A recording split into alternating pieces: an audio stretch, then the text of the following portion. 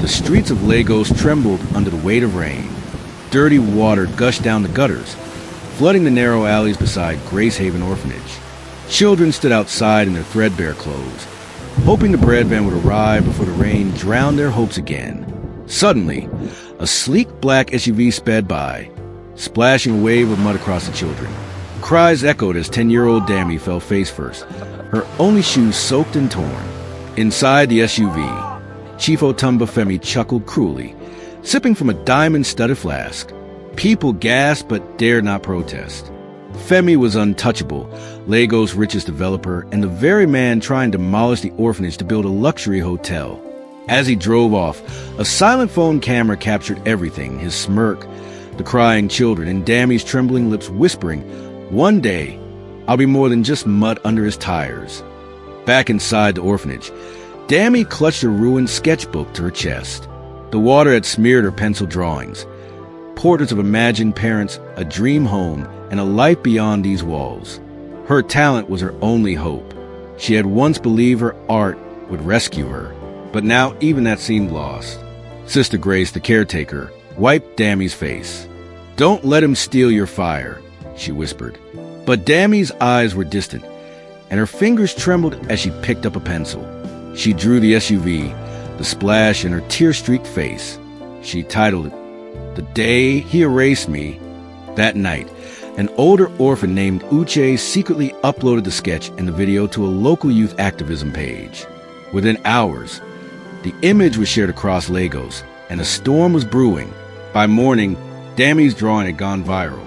The hashtag #MudOnDestiny trended. Radio hosts discussed the video. Outraged netizens demanded justice, and celebrities reposted her art with messages of support. But Dammy remained unaware. The orphanage had no internet, no electricity, only sorrow. Then, a stranger arrived at the gate. Her name was Sarah, a young journalist with fiery dreadlocks and a past rooted in poverty.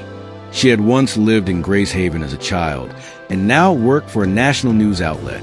Holding Dammy's sketch, she asked softly, "Where's the girl who painted this pain?" As Dammy stepped forward, unsure and shy, Sarah knelt beside her. "You just shook a nation, child." But not everyone was cheering. Otumba Femi had seen the video too, and his rage was boiling. Femi stormed into his office like a bull. "Shut that orphanage down now," he barked at his lawyers. He accused the children of defamation and ordered his men to begin demolishing the building for safety violations. Meanwhile, Dammy was invited to a TV interview. Nervous and quiet, she spoke about her drawings and what it felt like to be invisible. Her words broke hearts across Nigeria.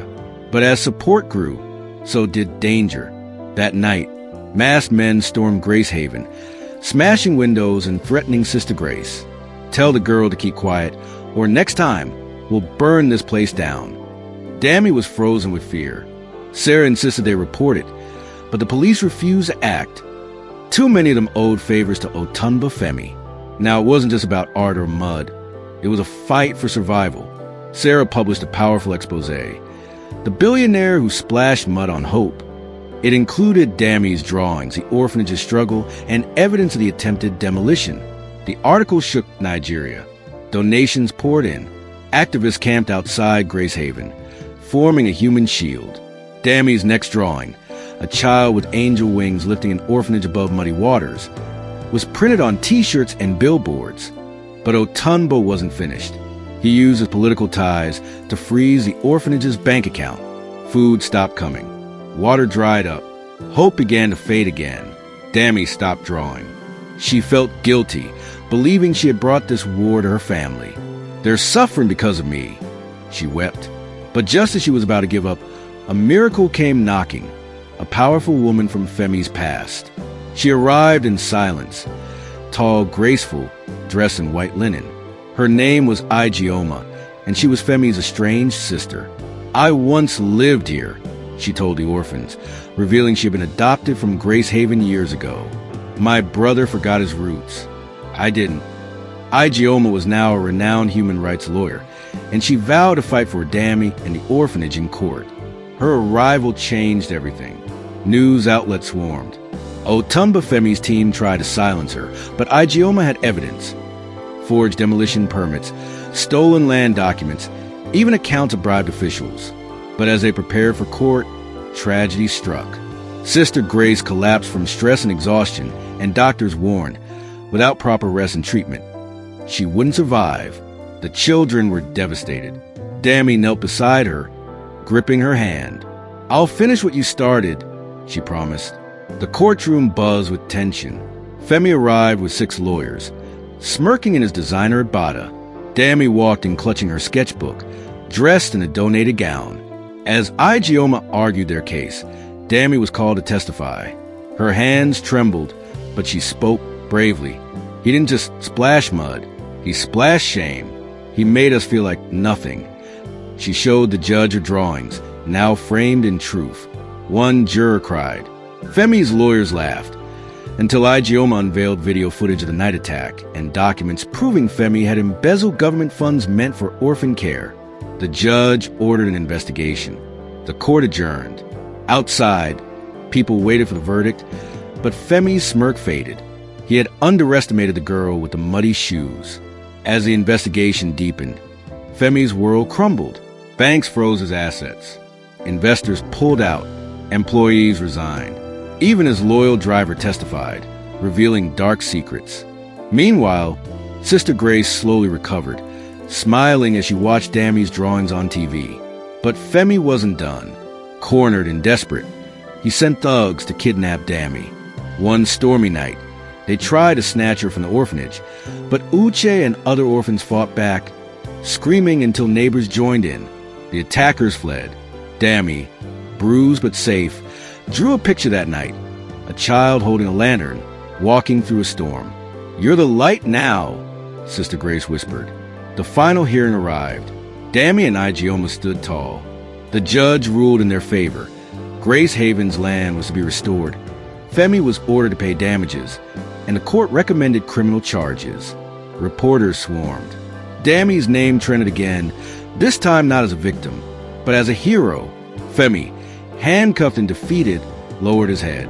For the first time, he saw Dammy not as a child, but as a mirror of everything he had lost: humanity, humility, and home.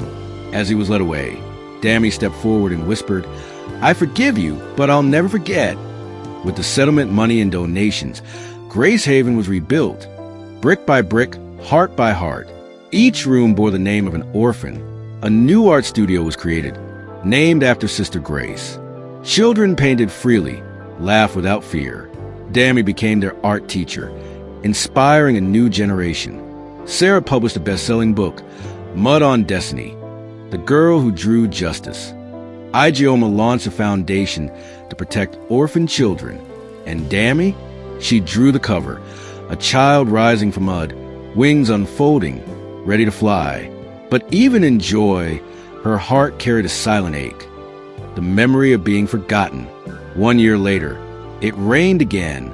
The same muddy streets, the same flooded gutters. But this time, the orphanage stood strong. As Dammy walked past, a black SUV slowly pulled up. The window rolled down. A familiar but broken voice spoke. "Do you remember me?" It was Femi, aged and humbled. He had served time and now lived quietly. "I wanted to apologize," he said, "not just for the mud, but for forgetting who I was." Dammy nodded, silent. Then she handed him a drawing. It showed a man reaching for light. "Everyone deserves a second sketch," she said softly, walking into the rain. Today, Dammy's artwork hangs in galleries across Africa. Her story is taught in schools. But she never forgets Grace Haven. Every month, she returns to teach the children who dream with pencils and paper. She tells them, "Your pain can become power if you don't let the world silence your lines." And so, in a city that once drowned her dreams, Dammy became a lighthouse. She proved that even when splashed with mud, destiny cannot be erased.